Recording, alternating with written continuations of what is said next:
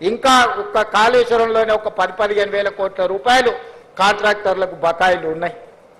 మరి 1,00,000 కోట్ల రూపాయలు పెట్టిన కాళేశ్వరం కింద ఇవాళ మీరు ఇంజనీర్లు మీ ఆఫీసులో జాయిన్ అయిన తర్వాత మీరు ఒకసారి రికార్డులను తిరిగేయండి. 50,000 ఎకరాలకు కూడా నీళ్లు ఇవ్వలేకపోయినరు. నికర జలాలతోని కానీ స్థిరమైన ఆయకట్టు 50,000 ఎకరాలకు కూడా కాళేశ్వరం నుంచి నీళ్లు ఇవ్వలేకపోయినరు. 50,000 ఎకరాలకు నీళ్లు ఇవ్వని కాళేశ్వరానికి 1,02,000 కోట్ల రూపాయలు ఇప్పటికే కాంట్రాక్టర్లకు బిల్లులు చెల్లించినాం. కట్టిన 3 ఏళ్ల లోపలనే కుప్పగూలిన ప్రాజెక్టు ఈ భూ ప్రపంచం మీదనే. సొమాలియా లాంటి వెనుకబడిన దేశాల నుంచి మొదలు పెడితే అభివృద్ధి చెందిన అమెరికా వరకు ఈ భూ ప్రపంచం మీదనే కట్టిన ప్రాజెక్టు 3 ఏళ్ల కుప్పగూలిన ప్రాజెక్టు చూపించాలి ప్రపంచ చిత్రపటం మీద అంటే అది కేవలం కాళేశ్వరం, మేడిగడ్డ, అన్నారం, సుందిళ్ళ ప్రాజెక్టులు అని చెప్పక తప్పదు. అయినా గొప్పలు మాట్లాడుతుంటారు కాళేశ్వరం అని. అందుకే ఈరోజు ఇంజనీర్లుగా నేను మీకు సూచన చేస్తున్నా, మీరు ఆదర్శంగా తీసుకోవాల్సిన ప్రాజెక్టులు నాగార్జున సాగర్, శ్రీశైలం, ఉస్మాన్ సాగర్, హిమాయత్ సాగర్ అయితే ఎలా కట్టకూడదో, ఎలా కడితే ప్రజలకు నష్టం జరుగుతుందో చూడాల్సింది కాళేశ్వరం. తప్పకుండా మీరు ఉద్యోగంలో చేరిన తర్వాత శ్రీశైలం, నాగార్జున సాగర్ సందర్శించాలి. మోక్షగుండం విశ్వేశ్వరయ్య కట్టిన హిమాయత్ సాగర్, ఉస్మాన్ సాగర్ని సందర్శించాలి.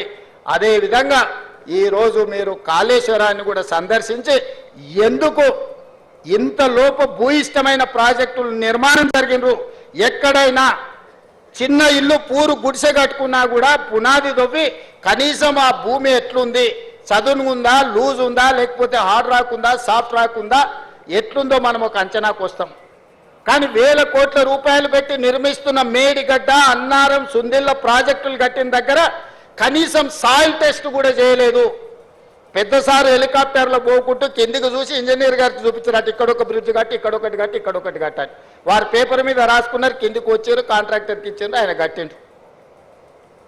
ఇంత అధ్వానంగా గాల్లో నుంచి ప్రాజెక్టులను చూపించి 80,000 పుస్తకాలు చదివినా నేనే ఇంజనీర్ను, నేనే డాక్టర్ను, నేనే లాయర్ను, నేనే అని ఈరోజు నేనే దొంగనని ఆయనే చెప్పుకునే పరిస్థితులు ఈరోజు రాష్ట్రంలో దాపురించినాయి. అందుకే ఇంజనీర్ల పనే చేయండి.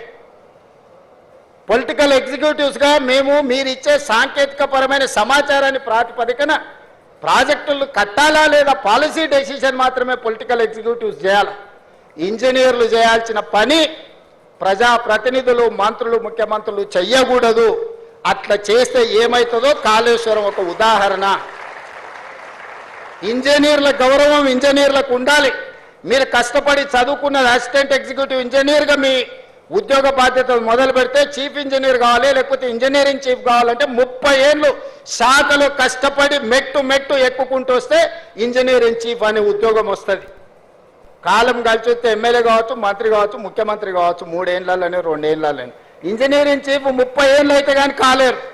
30 ఏళ్ళోడి అనుభవం, గాలి కొట్టుకొచ్చిన అవకాశంతో గాలి మోటార్లు తిరుక్కుంటూ ఇక్కడ బ్రిడ్జులు కట్టండి, ఇక్కడ బారేజులు కట్టండి, ఇక్కడ రిజర్వాయర్లు కట్టండి అని చెప్తే ఎట్లా జరుగుద్దో, ఏం జరుగుద్దో కళ్ళ ముందల కాళేశ్వరం ఉంది. అందుకే ఎవరైనా అధికారులు, నేను స్పష్టంగా చెప్తున్నా, రాజకీయ నాయకులకు ఉన్న పరిమితమైన జ్ఞానంతో మీకు ఏదైనా చెబితే చేస్తే తర్వాత ఊచలు లెక్క పెట్టాల్సింది మీరే. ఎందుకంటే ఈరోజు వచ్చిన విచారణలు నిన్నమన్న విజిలెన్స్ అండ్ ఎన్ఫోర్స్మెంట్ కానీ, నేషనల్ డ్యామ్ సేఫ్టీ అథారిటీ ఇచ్చిన నివేదికలు కానీ ఇవన్నీ చూస్తే మొత్తం అధికారుల పేర్ల మీద రాసి పెట్టారు. ఇచ్చిన ఆదేశాలు ప్రజాప్రతినిధులకు సంబంధించినవి, అమలు చేసింది అధికారులు. ఇవాళ విజిలెన్స్ అండ్ ఎన్ఫోర్స్మెంట్ కానీ ఎన్డీఎస్ఏ నివేదికలలో మొత్తం అధికారులను ఉరిదీయమని ఈరోజు వాళ్ళు నివేదికలు ఇచ్చింది. అంటే ఈరోజు ఏది పడితే అది కళ్ళు మూసుకొని చేస్తే ఏం జరుగుద్దో కాళేశ్వరం ఒక ఉదాహరణ. అందుకే శాఖలో మొదటి రోజు చేరబోతున్న మీకు రేపు భవిష్యత్తులో ఈ రాష్ట్రానికే బాధ్యత వహించే చీఫ్ ఇంజనీర్లుగా మీరు ఎదిగే అవకాశం ఉంది. మీరు కట్టే ప్రాజెక్టులు భవిష్యత్ తరాలని ఈరోజు వాళ్ళు నివేదికలు ఇచ్చింది. అంటే ఈరోజు ఏది పడితే అది కళ్ళు మూసుకొని చేస్తే ఏం జరుగుద్దో కాళేశ్వరం ఒక ఉదాహరణ. అందుకే శాఖలో మొదటి రోజు చేరబోతున్న మీకు రేపు భవిష్యత్తులో ఈ రాష్ట్రానికే బాధ్యత వహించే చీఫ్ ఇంజనీర్లుగా మీరు ఎదిగే అవకాశం ఉంది.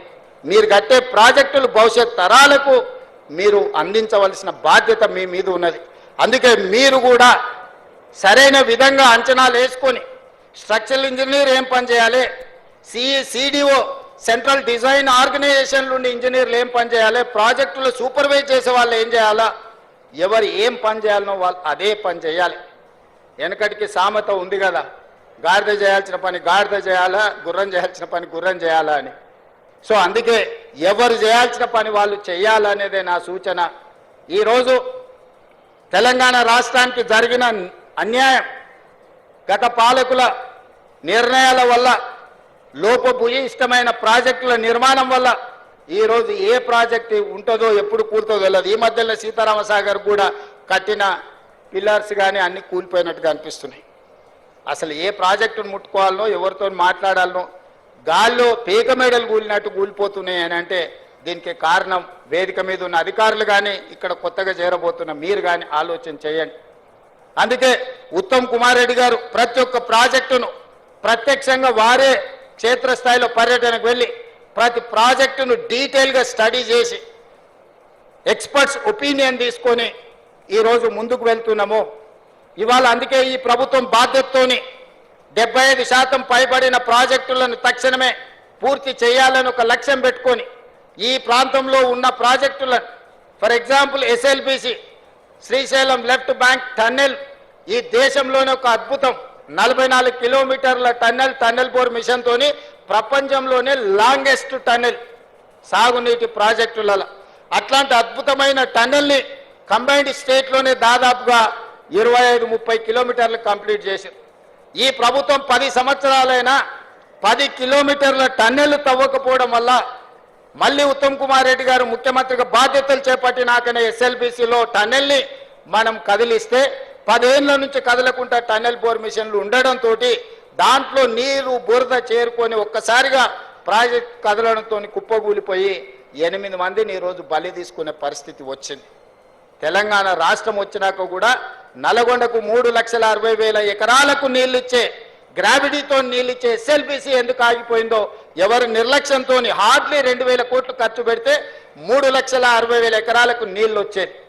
కానీ ఇలా కాళేశ్వరం మీద 1,00,000 కోట్లు ఖర్చు పెట్టిన మనకు వచ్చిన ఆయకట్టు 50,000 ఎకరాలు కూడా రాలేదు. అధికారిక లెక్కలు చెప్తున్నా నేను.